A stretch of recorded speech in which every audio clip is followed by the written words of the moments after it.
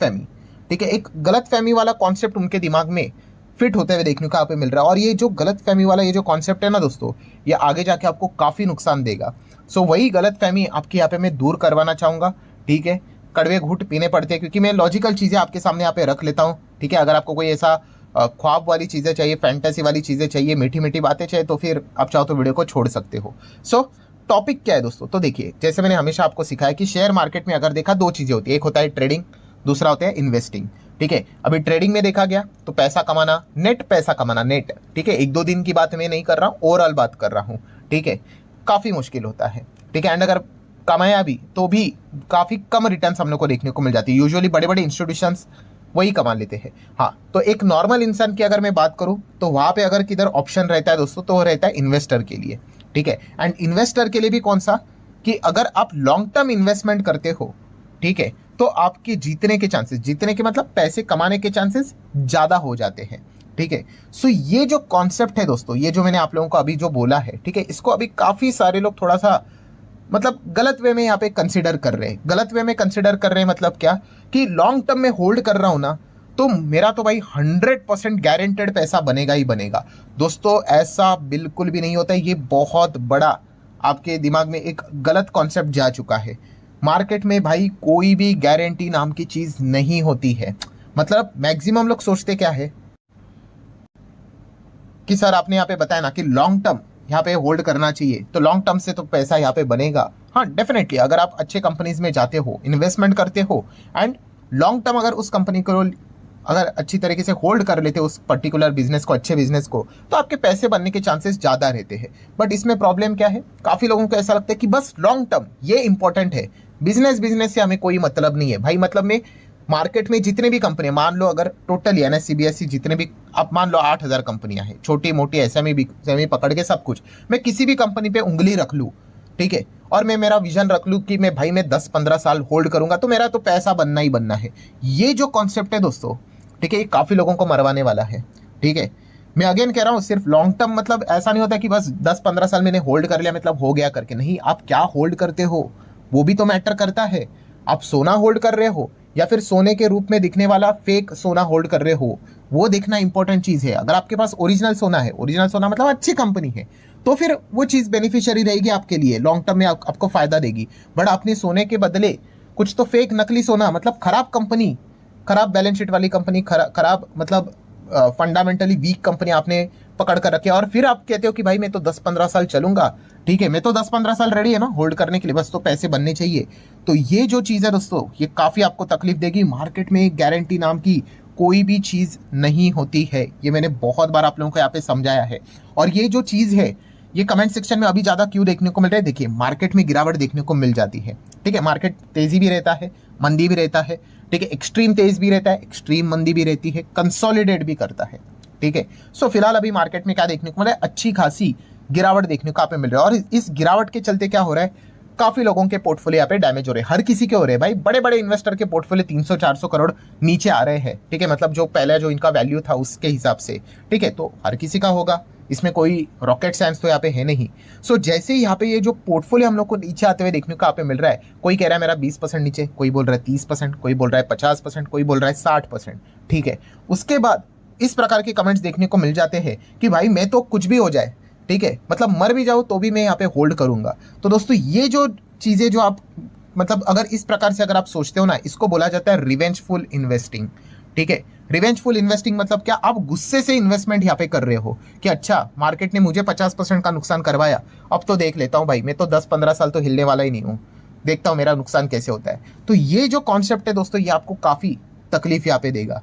मतलब revengeful decision नहीं लेना होता है दोस्तों, ठीक है, गुस्से से डिसीजन यहाँ पे, मतलब बदले की भावना से डिसीजन लेना नहीं होता है यहाँ पे, ठीक है, फोर्सफुली डिसीजन नहीं लेना होता है, लॉजिकली चलना होता है भाई। लॉजिकली चलना मतलब क्या, जो चीज़ में हमेशा आप लोगों को बोलते बोलते यहाँ पे पका चुका हूँ कि भाई बिजनेस के हिसाब से चीज़ें डिपेंड की जाती है, डिसाइड की जाती है। अगर बिजनेस अच्छा है तो उसको लंबी अवधि में होल्ड करने में कोई दिक्कत नहीं है। मैं चार्ट के ऊपर कंपनी का जो मतलब बोलते हैं ना शेयर प्राइस के ऊपर बिना देख के ही ये बात कर रहा हूँ कि कंपनी का बिजनेस कैसा चल रहा है, वो मैटर करता है।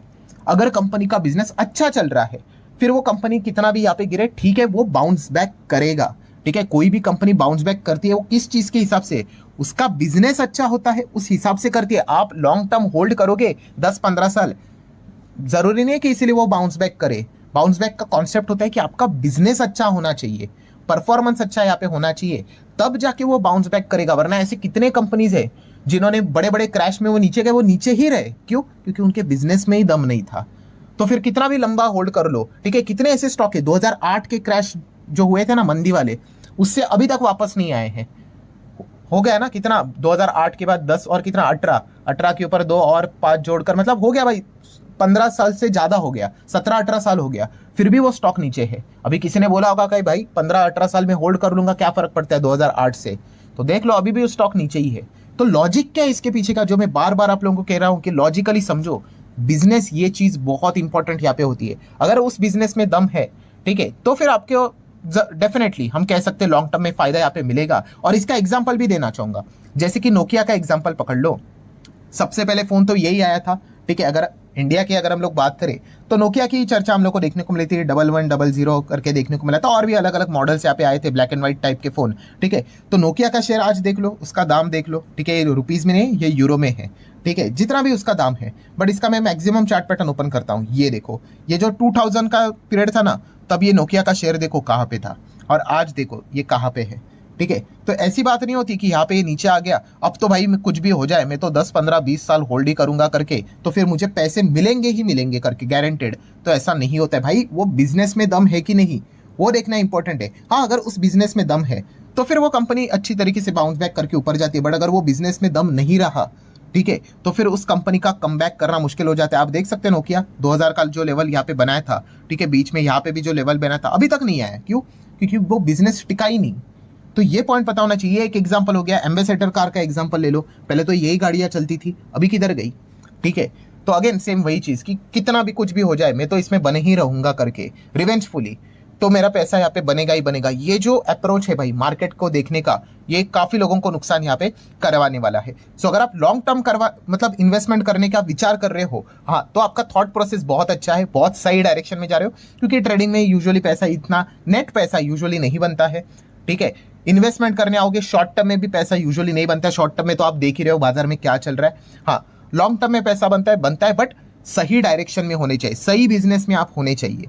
और लॉन्ग टर्म इन्वेस्टमेंट मतलब क्या कि हाँ, आपको ये बिजनेस अच्छे लगे, 4 बिजनेस अच्छे लगे, मान लो आपने उसमें पैसे लगाए, फिर उसके बाद काम हो गया, अब डायरेक्टली हम क्या करेंगे 2035 2040 में पोर्टफोलियो ओपन करके देखेंगे कि पैसा बनेगा करके, नहीं।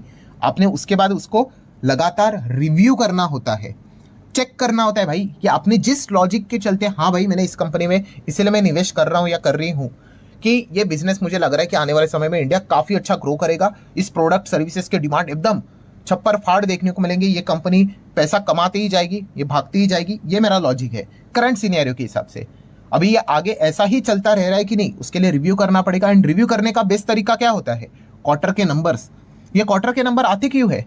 ऐसे ही टाइम पास के लिए नहीं, ये आपको बताते हैं भाई, ये रिपोर्ट कार्ड होता है कि हर 3 महीने के बाद कंपनी का परफॉर्मेंस कैसे रहा, कितनी कमाई की है, ठीक है, कितना टॉप लाइन है, कितना बॉटम लाइन है, कितना मार्जिन है, अर्निंग्स कितना है, ये बताने के लिए मैनेजमेंट की कमेंट्री आती है कि आपको बताने के लिए भाई आपने देखो इस कंपनी से ये उम्मीदें लगाई थी ना कि आने वाले समय में इतना अच्छा करेगा, देख लो अभी मैनेजमेंट क्या बोल रहा है।